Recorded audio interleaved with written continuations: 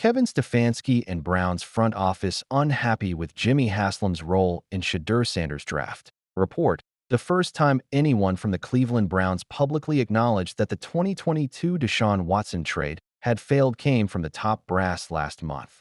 A trade that cost them 3 first-rounders and a guaranteed $230 million. Owner Jimmy "Ha the old sting" ever since Baker Mayfield left Huntington Bank Field still feels fresh. 8 different quarterbacks have started for the Browns since, including 4 during the 2024 season, but they are yet to find a franchise QB.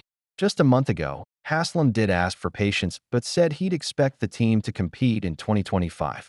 And as such, the Browns HC did get his man on day 3.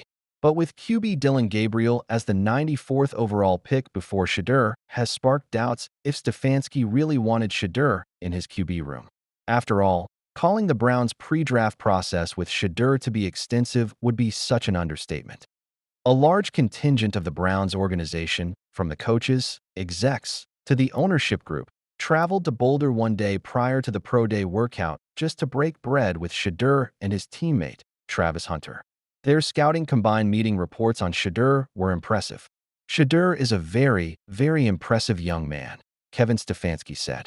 "Was raised the right way. Obviously, he's a heck of a football player."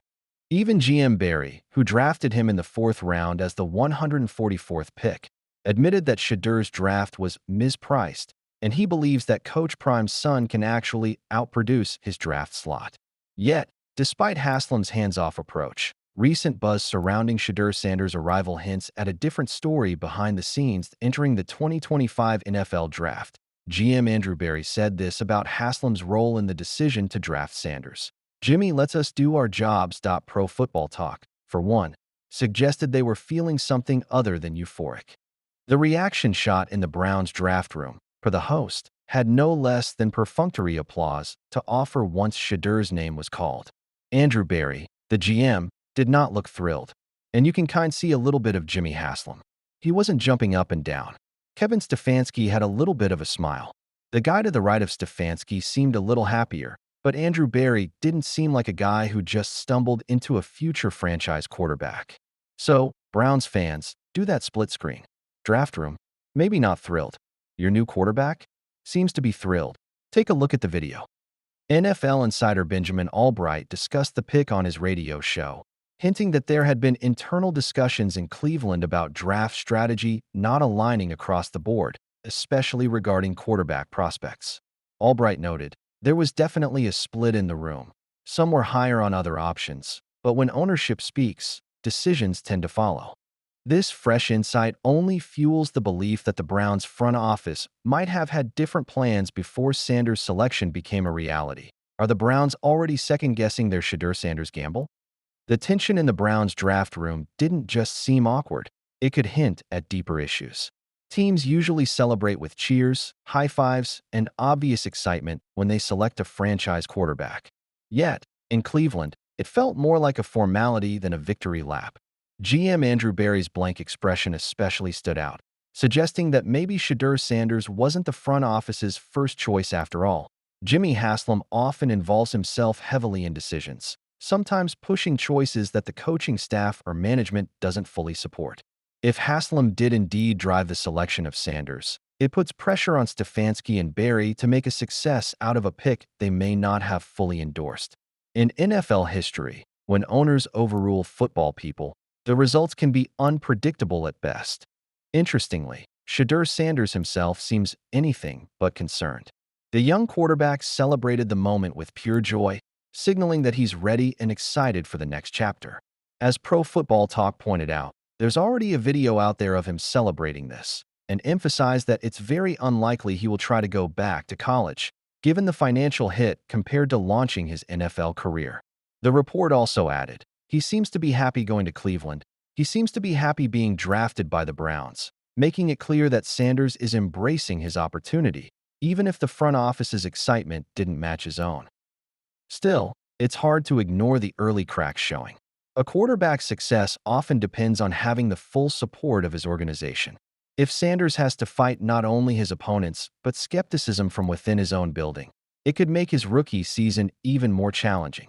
The Cleveland Browns have hitched their future to Shedeur Sanders, even if not everyone in the organization feels thrilled about it. For Sanders and the Browns alike, the only thing that can heal any lingering doubts now will be winning football games. Crying my heart out, Deion Sanders Jr. gets raw about life struggles days after Lil Wayne's gut-wrenching confession. I want to apologize to the opposition. The way we stormed the field, I didn't get the opportunity to shake the head coach's hand. That's not professional, and I wanted to acknowledge him properly. This was Deion Sanders apologizing after the Baylor Bears' Big 12 opener game ended in a thrilling win in overtime for the Buffs. Chaos ensued as Colorado supporters stormed the field. But we all know that, right? What we don't know is about somebody who lurked on the sidelines the whole time and captured that electric atmosphere in the moment that was etched in history. He did so the whole season, as his exploits became household talk. But who is this man? Well, he might still be lurking in the shadows without any prominent fame. I want to apologize to the opposition. The way we stormed the field, I didn't get the opportunity to shake the head coach's hand. That's not professional, and I wanted to acknowledge him properly. This was Deion Sanders apologizing after the Baylor Bears' Big 12 opener game ended in a thrilling win in overtime for the Buffs. Chaos ensued as Colorado supporters stormed the field.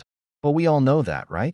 What we don't know is about somebody who lurked on the sidelines the whole time and captured that electric atmosphere in the moment that was etched in history.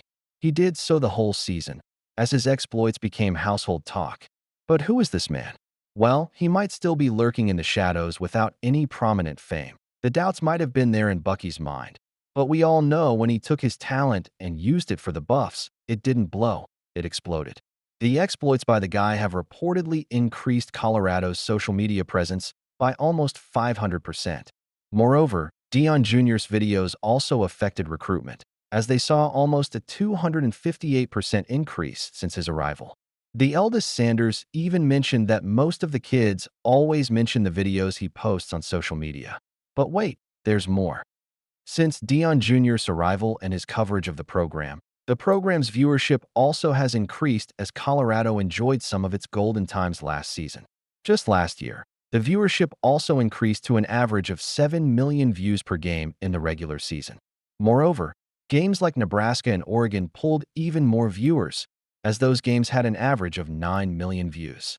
All of this won't be possible without extensive media coverage of Deion Jr. and his incredible resilience to bounce back.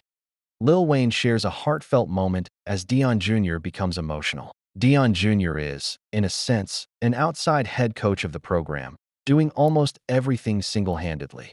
His relationship with fans is also quite pleasant, as we saw him handing over selfies quite candidly before that Arizona game last year.